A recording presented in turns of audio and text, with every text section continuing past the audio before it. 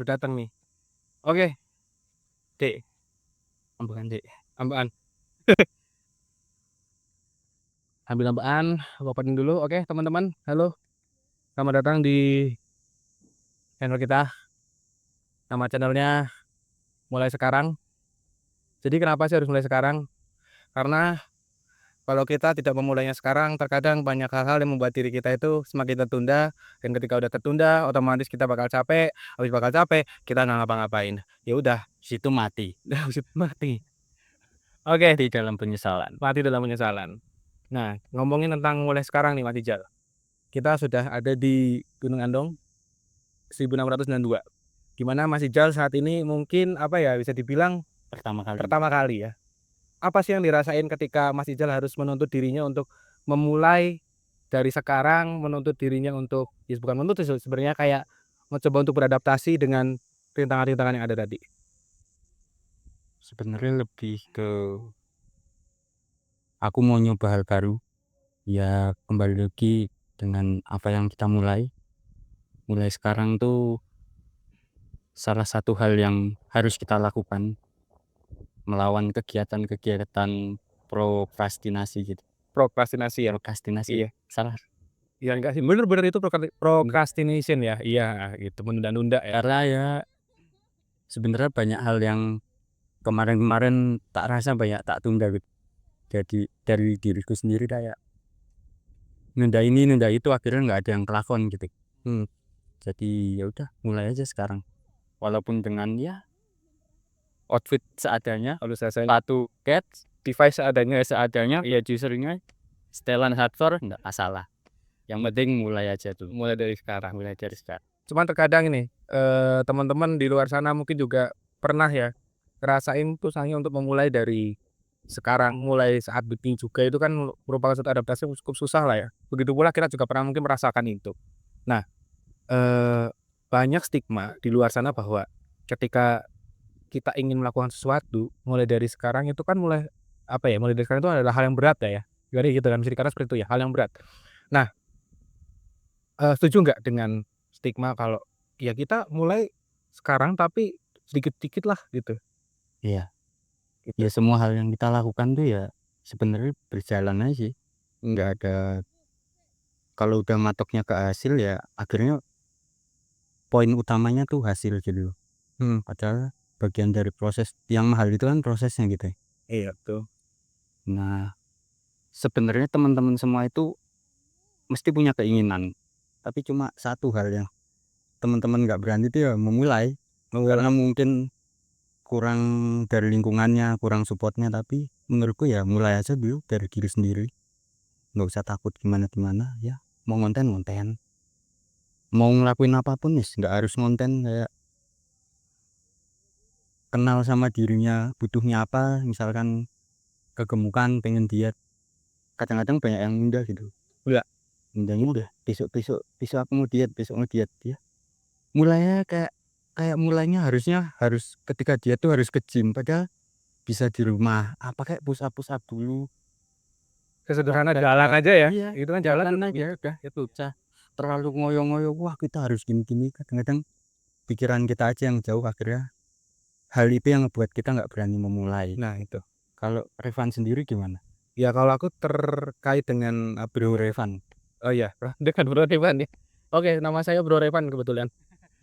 Oke, jadi kalau dari aku sendiri mengenai masalah saling, mencoba untuk menunda-nunda karena alasan-alasan tertentu, nggak setuju sih ya. Karena kita nggak tahu kapan diri kita itu prima, terkadang ya, terkadang kita tuh nggak tahu kapan diri kita lagi prima, kapan diri kita lagi nggak baik-baik aja. Itu kan yang susah untuk kita terkadang pikirkan loh Mas. Jadi, sebisa mungkin ketika kita merasa sehat, merasa mental kita well, merasa tubuh kita, apa ya, baik-baik saja, sehat walafiat begitu, apapun yang ada di otak, apapun yang ide-ide mungkin kita dapatkan, ya dilakukan saat itu juga gitu loh. Jangan sampai, wah kita nggak tahu nih 1 jam ke depan kita kondisinya seperti 1 detik apa, aja ke depan Mas, kita nggak tahu. nggak pernah tahu. Nah itu, change-change semacam itu yang mungkin selama ini kita terkadang suka, apa ya, ya suka tidak memanfaatkan dengan baik. Padahal kita nggak tahu nih, titik keberhasilan peluang kita itu di mana, kan kita nggak pernah mengetahui itu. Nah, itu jadi permasalahan kan. Mungkin dari 1 detik yang kalian lakukan ke depan, dari ide kalian yang kalian aplikasikan di 1 detik ke depan, itulah mungkin jalan kesuksesan kalian.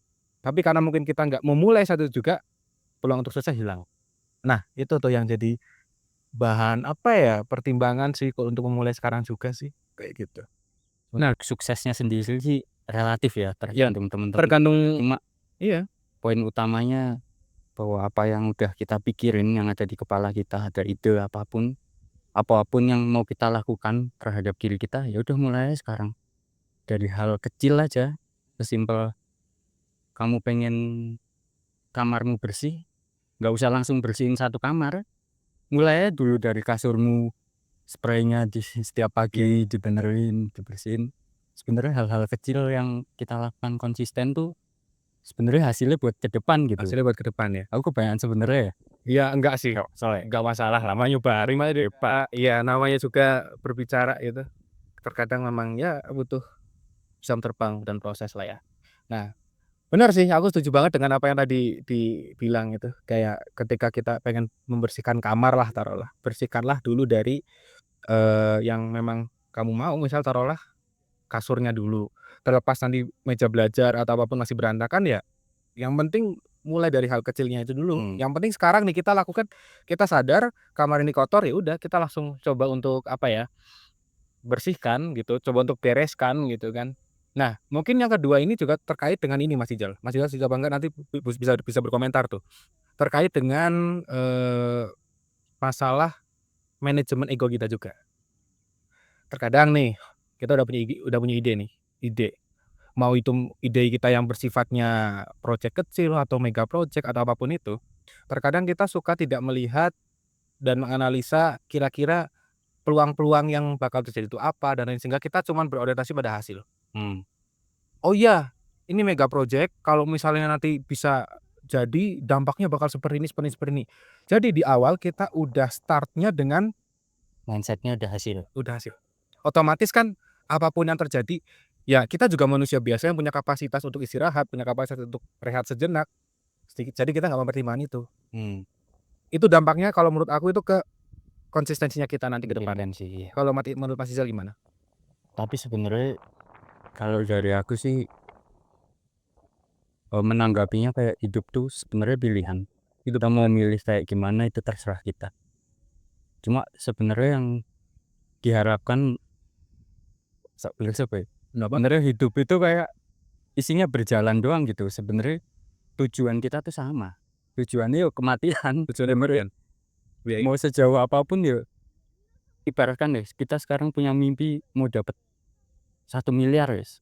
Nah, Ketika udah dapat 1 miliar apalagi tujuannya? Nggak pernah ada tuh. Maksudnya sih. tujuan tuh nggak pernah ada habisnya gitu. Jadi menurutku ya tujuan kita tuh sama, ya kematian, makanya ya untuk mengisi waktu menuju kematian ya isinya berjalan aja, nggak usah buru-buru ngapain gitu. Jadi kalau aku bilang orang yang ini dengan hasil, ketika dapat project mereka mikirnya dengan hasil, ya itu nanti ngaruh sama kualitasnya, ngaruh pada pekerjaannya nanti. Jadi kayak kerjanya nggak ikhlas, beda sama kalau kamu kerja karena kamu suka. Ya. Sebenarnya suka itu kaitannya nanti bisa ke konsisten. Makanya poin utama yang mau aku bawa sini dimulai sekarang adalah kita suka dulu dengan hal yang kita lakukan, baru nanti kita konsisten. Iya, setuju. Betul, perkara nanti hasilnya gimana gini-gini urusan nanti sih. Itu udah di luar kendali kita lah. Ya walaupun nanti ada beberapa strategi kita buat naikin marketing atau gimana ya, itu strategi, tapi di luar kendali itu ada hukum alam lah ya. Hukum alam. Dari hasil konsistensi kita ya gitu sih. Jadi tetap ya di mana kita juga harus bisa menyukai dulu, justru itu poin utama ya, kita menyukai dulu lah ya gitu ya. Nah nah mungkin seperti ini nih, ada juga ketika orang itu misal sudah menyukai, ya kan, udah menyukai nih, tapi ya kayak kayak gini, kayak kita naik gunung sekarang kita enjoy, kita seneng, kita suka, kan ada capek tuh, Pasti. kita nggak mungkin nggak kena capek. Itu langsung ya, bukannya apa ya, bukannya mendebat apa yang tadi dibilang Mas Ija bahwasanya suka itu adalah pintu gerbang untuk, kita konsisten ya. Tapi terkadang ada juga orang yang sudah suka. Nah, Lalu ketika capek sedikit langsung tuh Berarti nek tarik menurut mundur. nggak bener-bener suka. Menurut Mas Ijal itu bukan Kalau orang udah suka, mau apapun nggak peduli. apapun yang terjadi pasti akan dihajar begitu ya. Ya sesimpel orang kenapa beli barang-barang mewah, ngapain orang kayak kita nih di mobil 1M ngapain, tapi orang suka karena ada value-nya, dia suka. Ya kembali lagi kalau kamu menganggap bahwa naik gunung itu ada value-nya buat dirimu, udah kamu suka, mau capek ya peduli setan. Dulu setan ya. Persetan lah Iya ya. Ya sebenarnya hidup ya capek, semua hidup capek anjir. Iya sih. Ya nggak capek ya. Bahkan aku pernah punya prinsip bahwa apa ya, yang udah berkali-kali mungkin ketika kita berbicara di luar kamera ya. Hidup itu nggak ada yang aman. Hidup itu tuh nggak ada yang nyaman. Gitu kan. Kita mau apapun itu yang kita lakukan, mau itu yang kita suka, mau itu yang kita tidak suka, sebenarnya sama-sama sama-sama capek gitu loh. Sama-sama akan ada risikonya. Sama-sama akan ada risk-nya gitu loh. Nah itu challenge-nya di situ. Jadi mungkin ya itu manajemen ego itu yang harus dilakukan untuk mungkin meminimalisir prokrastinasi ya yang kita tadi udah sempat di awal ngomong ya itu. Karena itu sih konfliknya orang-orang sekarang adalah ketika dia udah punya ide, bagus idenya, dia udah merasa suka, ego itu yang nggak bisa dikontrol, akhirnya timbul orientasi hasil itu, udah nanti ketika ada risk di depan, karena dia udah orientasinya pada hasil, dia menganggap bahwa, "Oh ini kita gagal nih," gitu kan. Itu yang jadi masalah sih kalau menurut aku gitu. Jadi memang harus pelan-pelan dan memang harus kita paham kapasitas diri kita juga gitu loh, harus paham begitu kan. Nggak ada salahnya kok sebenarnya untuk apa namanya, teman-teman untuk beristirahat tuh nggak ada salah, seru. Cuman itu tadi, apa namanya ya, aku pernah mendengar satu kata-kata mutiara gitu dan menurutku itu sangat menginspirasional. Salah satu perbudakan paling luar biasa dari perbudakan-perbudakan lainnya adalah ketika kita mencoba mengeluarkan pikiran-pikiran cemerlang kita untuk tubuh kita yang malas. Nah, itu tuh. Ya kan? Memang itu suatu perbudakan memang, perbudakan. Tapi sebenarnya ya bro,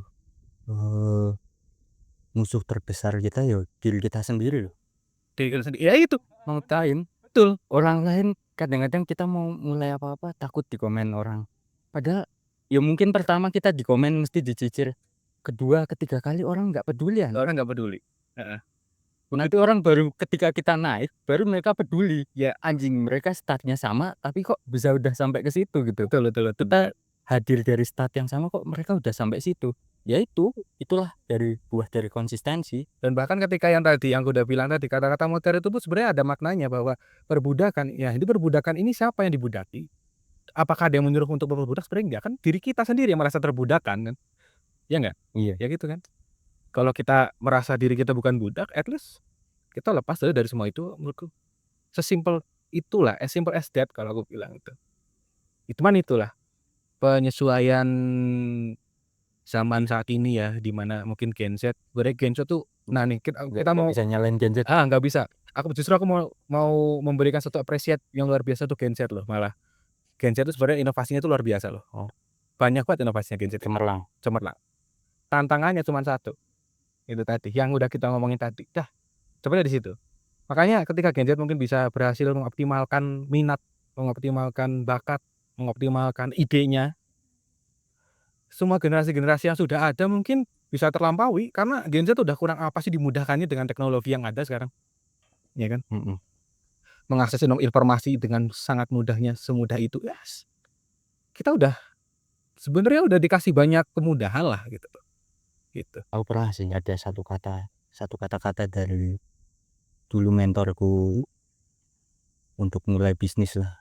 Dia bilang bahwa sebenarnya yang kamu pegang ini smartphone kan. Tapi kalau kamu gunakan nggak maksimal, nggak gunakan dengan cerdas, nggak ngasilin apa-apa, ya percuma, namanya bukan smartphone gitu. Iya. Iya. Dan emang iya. Gitu. Tergantung Nggak menyalahin sih, tapi itu tidak menyalahkan memang. Semua itu memang butuh pilihan. Semua butuh pilihan dan kita mau memilih atau tidak, sebenarnya pilihan udah ada di depan mata, tinggal kita mau memilih apa enggak kan di situ kan poinnya. Nah, itu Yang salah tuh kadang-kadang kalau yang udah milih tapi ngeluh anjing. Mereka udah milih itu tapi ngeluh. Aneh. iya iya iya. Itu tadi mungkin masih belum menyukai secara penuh sebenarnya itu tuh. Iya, itu. Nah, yang kedua mungkin fenomena terjadi Gen Z sekarang dan ini klarifikasi ya, ini bukan menyalahkan ya. Memang ini memang Gak ada tidak ada yang menyalahkan. Ini hanya beberapa fenomena tertentu yang memang kita sering jumpai bahwa Gen Z itu saat ini haus validasi. Setuju nggak itu? harus validasi, bisa dibilang setuju, bisa bilang enggak. Setujunya ya beberapa temen ada yang kayak gitu sih. Tapi nggak setujunya juga nggak semua juga nggak gitu sih. Kadang ya orang tua pun juga harus validasi di ya gitu ya. Gitu. Nah itu. Cuman terkadang kalau yang bisa mungkin kita lihat nih ya, haus validasi di sini itu dia akan mencoba untuk mencari validasi di apa yang dia sedang rintis. Itu juga menurutku jadi penghalang untuk memulai sesuatu loh, gitu kan. Misal taruhlah, eee, kita yang kemarin ini, kita punya satu komunitas begitu. Ketika suatu komunitas itu kita mungkin pada saat awal itu didasari dengan, "Aku buat komunitas ini untuk mendapatkan validasi." Mungkin apa yang terjadi tidak seperti ini, bahkan mungkin bisa chaos, bisa ya seperti itulah, gitu kan. Jadi memang harus bener sih, kayak manajemen ego, validasi kan juga termasuknya ego ya, gitu loh. Sebenarnya ya itu, kita lebih tahu diri kita tuh maunya apa gitu loh. Kalau emang udah suka ngelakuin itu ya lakuin, komit di situ. Iya. Akhirnya ketika kita udah suka, sebenarnya poin utamanya menurutku suka dulu sih. Ngelakuin apa-apa tuh karena dasarnya suka, yang bener-bener suka ya. Jangan naif lah, ibaratkan ngomongnya suka tapi aslinya nggak suka. Ya coba explore lagi yang kamu suka tuh apa, jangan sampai terjebak kayak gitu. Kalau kamu memang udah suka dengan hal itu, ya udah. Ketika nanti udah suka, akhirnya cinta. Ketika cinta udah timbulnya konsisten. Iya. Kamu ngelakuin apa-apa udah nggak peduli orang lain. Kamu mau ngonten di depan banyak orang kayak gini, peduli setan. Peduli setan. Kita mau dibilang orang so asik, biarin. Gak peduli gitu loh. Karena kita suka dengan hal ini gitu loh. Iya, bener. Kadang-kadang tuh kita banyak mikirin, itu sih yang ngebatasin kita buat bergerak tuh karena banyak mikirin respon orang gitu. Padahal belum tentu itu ngasih respon sih. Iya, betul. Kadang-kadang takut wah nanti dibilang gini, wah konten kreator ya. Ya emang kenapa? Emang kalau kamu konten kreator kenapa? Dan tidak ada salahnya menjadi Ada salahnya. iya, gitu, iya. Dikit-dikit konten ya nggak apa-apa. Selama, selama menghasilkan, Selama konten itu mendidik, iya nggak masalah ya, jadi gitu. ya, Kecuali bikin sih. bikin kontennya tidak mendidik ya. Itulah, itu, mungkin bisa menjadi satu pertimbangan untuk dihujat lah. Ya karena, ya gimana ya, alangkah baiknya kan konten itu bisa dikonsumsi untuk bisa mendapatkan sebuah makna, gitu kan. Ya sebenarnya nggak ada salahnya sih, makanya persetan sih bener tadi, persetan dengan kata-kata orang ya. Tapi poin utamaku sih apa yang ada di kepalamu yo. Coba cepat implementasiin, Ya. cepat dimulai, nggak usah ditunda-tunda. Apa itu prokrastinasi ya? Iya, procrastination, betul. Prokrastinasi. Heeh. Karena kalau kita tunda belum tentu itu peluangnya akan sama dengan apa yang kamu pikirkan. Betul. Belum tentu peluangnya nanti juga dapat hasilnya kamu puas gitu. Jadi ya udah apa yang kamu pikirin. Kalau emang belum ada support, ya mulai dari diri sendiri. Pakai kamu video-videoin apa? Sebatas ini deh, pernah ada salah satu, apa namanya ya, kalau mungkin masih jadi pernah jumpain deh, di salah satu channel, apa, gaming pada saat itu, salah satu konten kreator YouTube. Windah Basudara lah kita sebut namanya, Bang Windah nih. Teman-teman pasti sudah familiar, sangat familiar dengan namanya Bang Windah. Pernah mengunjungi salah satu live streaming yang menurut aku sebenarnya ini ngapain gitu. Live streaming-nya tentang apa? Cuman ngeliatin burung. Tahu kan pas itu ya, Tahu. akhirnya, "Oh iya selamat datang Bang Windah Batubara," yang gitu kan pertama kali itu. Ya apa ya, sebatas itu buktinya ya, bahkan orang yang sudah terkenal pun bisa secara tidak sengaja atau mungkin tertarik untuk melihat, ya itu bisa aja dapat peluang kayak gitu loh. Itulah, maksudnya yang bisa kita ambil sana kan, orang ini sebenarnya mungkin secara ide belum cemerlang-cemerlang banget nih. Dia cuma kepikirannya, "Aku punya HP, gimana sih cara aku pakai HP ini?" Iya. Ya udah videoin burung perkutut Sekarang gitu kan. Kamu pernah lihat Pascol nggak? Ya, iya betul. Pascol tuh awalan YouTube cuma pakai HP. Dia main Mobile Legends cuma bisa pakai Mia. Iya, Pertama tak akuin secara visualnya wah dibanding sekarang jauh jauh. 360 derajat. Tapi masalahnya satu, dia berani mulai. Dia baru mulai. Itu yang jadi masalah.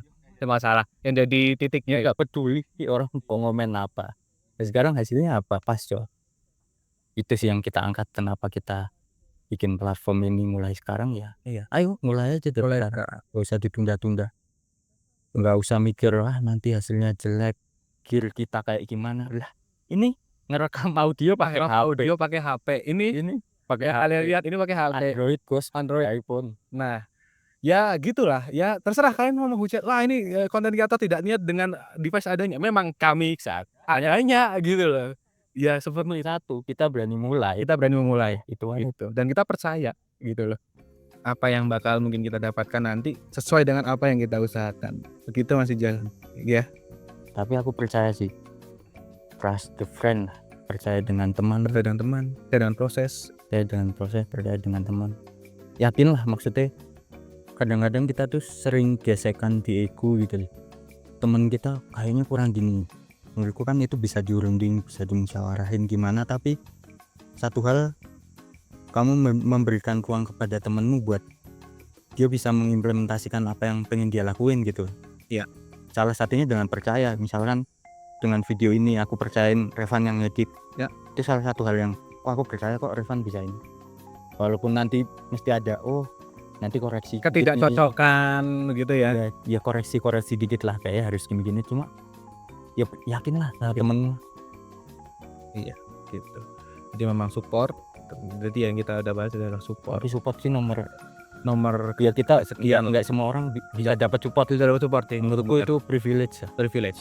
Tapi poin utamanya kalau emang mau ngelakuin apa, suka aja dulu. Iya. Gak usah suka wis ngupload dulu. Kalau emang gak usah ngupload, apa lakuin dulu. Kalau emang kamu lakuin suka, udah konsistenin. Kalau ngupload nanti kita terbatas sama konten creator ya. Jadi lebih ke yang lebih general lagi ya. Kita lakukan dulu nih apa yang memang kita ini ya. Udah punya ide nih gitu. Teman-teman sukanya bikin ampas tahu gitu, ya udah buat aja ampas tahu gitu. Atau teman-teman sukanya masak aja deh di rumah gitu. Itulah intinya, apapun yang teman-teman mungkin punya gambaran gitu, jangan sampai untuk di hold sih kalau saran gue.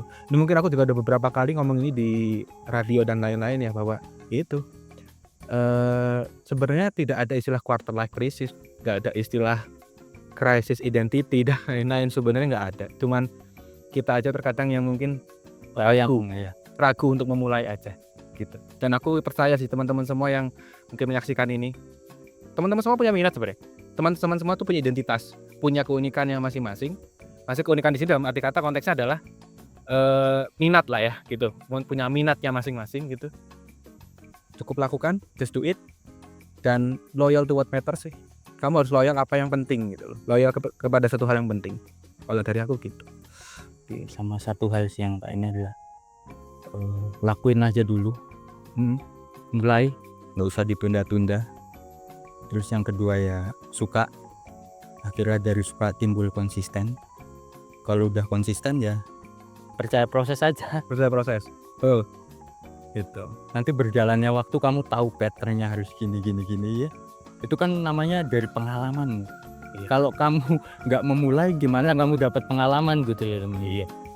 Paling dari aku itu sih. Oke, dari aku juga tadi sudah dicukupkan ya. Oke, mungkin teman-teman itu dulu pembicaraan kita di kesempatan kali ini. Terus dukung channel kita, platform kita. Dengan dukungan kalian tentunya akan membuat kita semakin semangat untuk terus berkarya. Dan kita tunggu teman-teman semua, aksi teman-teman semua, dan juga segala sesuatu ide teman-teman semua untuk diaplikasikan mulai sekarang.